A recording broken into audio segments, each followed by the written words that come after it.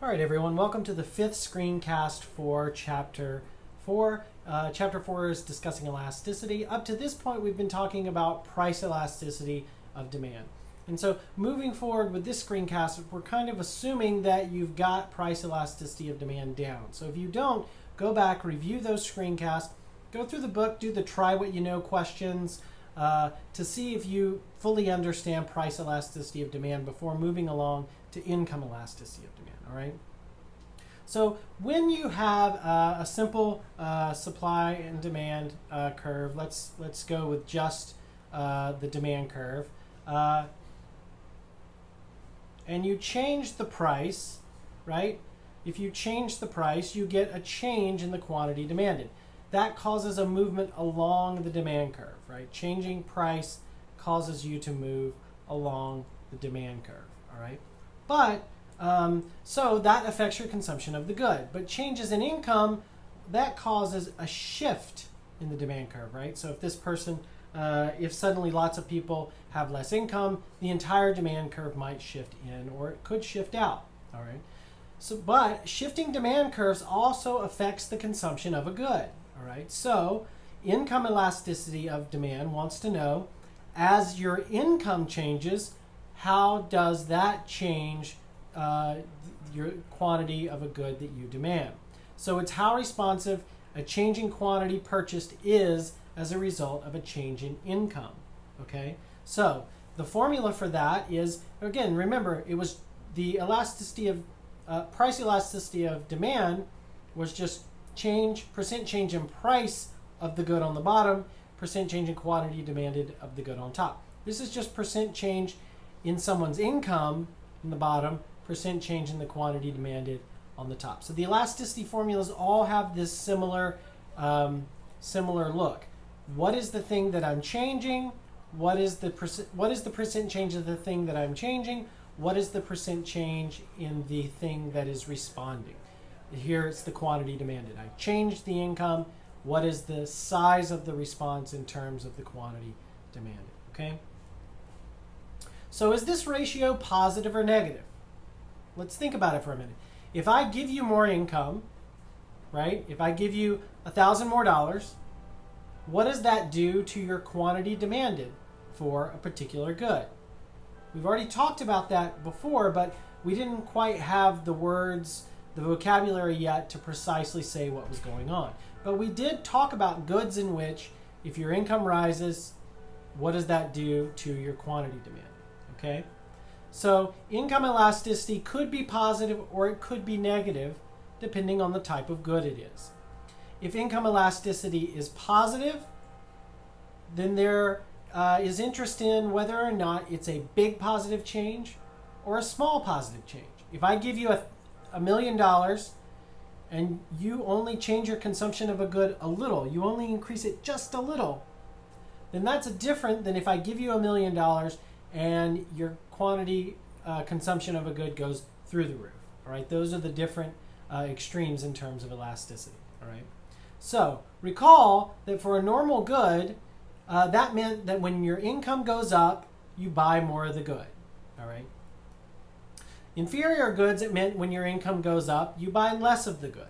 Right. So if the income elasticity of demand is positive, we know it's a normal good. Your income went up and you bought more of the good. If your income elasticity of demand is negative, then we know it's an inferior good because you purchase less when your income goes up. All right. Normal goods will then fall into two categories of their own. There'll be luxury goods. You purchase a lot more when your income rises. And then there are necessities, and you purchase a little more when your income rises. All right. The idea here being that with necessities, you're already buying as the things that you need. All right.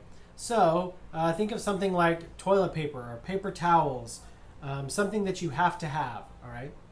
Well, if your income goes to $1 million, you're probably not going to buy all that much more, as long as you don't buy a new house or something like that. You're certainly not going to go through more of those things. All right. But with a luxury good, you probably buy a few of those things now, and if your income goes way up, you'll buy a lot more. There'll be a big response, a big change in terms of your quantity demanded of those goods. All right. So just to kind of sum up here with this table, if a good is inferior, then the income elasticity of demand is negative, right? Because the income went up, percent change in income went up, but your percent change in quantity demanded goes down. And again, our classic example has been ramen noodles for the class. Macaroni and cheese might be another one. Again, this is kind of depends on people's preferences, but for the most part, these kind of cheap processed box things, most people consume less of them as their income goes up. Then there are normal goods, where which means your income elasticity of demand is positive. All right, and here it's positive and less than 1, and these are necessities, something like milk. All right, and then there's normal goods where your income elasticity is greater than 1. So it's a positive change. Your income goes up, you buy more of the good, but you buy a lot more of the good. The percent change in your quantity demanded is larger than the percent change in your income, and that is maybe something like a diamond ring or a yacht, or who knows what luxury goods you might want to buy. The next thing I want to talk about is a cross-price elasticity of demand. So remember how I was so insistent at calling on-price elasticity of demand on-price elasticity of demand. The book just calls it the price elasticity of demand. And I wanted to be very clear what I was talking about. When the price of that good changes, what is the magnitude of response in terms of quantity demanded? With cross-price elasticity of demand, what we're saying is the price of some other good changes, how big is my response in terms of the quantity demanded? All right. So recall the intuition we had with substitutes and complements. All right. Cross-price elasticity of demand is going to give us a way of thinking about substitutes and complements. It's going to measure the responsiveness of quantity demanded of one good to the change in the price of another. And this is what it looks like. So a percent change in the price of another good B, how does that affect the percent change in the quantity demanded for a good A? So this is the cross-price elasticity of demand. All right. So let's think about the relationship between different goods. All right. If goods are substitutes, then the cross-price elasticity of demand is positive. All right. As you change the price of that other good, your quantity demanded for this good goes up because that other thing got more expensive, so you're buying more of this thing that we're talking about. So if Pizza Hut raises their price, you might buy more Domino's, meaning that the cross-price elasticity of demand for Domino's with respect to Pizza Hut is positive. Okay. If there's no relationship between the two, then when the price of the other good changes, it does nothing to your quantity demanded. So we would say they're independent of one another. So if basketballs get more expensive, I wouldn't expect that to do anything to your quantity demanded for slippers. All right, and vice versa. The last one is when they're complements. They go together. So if the price of gravy goes up, then your quantity demanded for turkey may go down. There would be a negative relationship, all right? Because you need to purchase those things together. They are complements. If one of them gets more expensive, that hurts your quantity demanded for the original good that we're talking about, all right?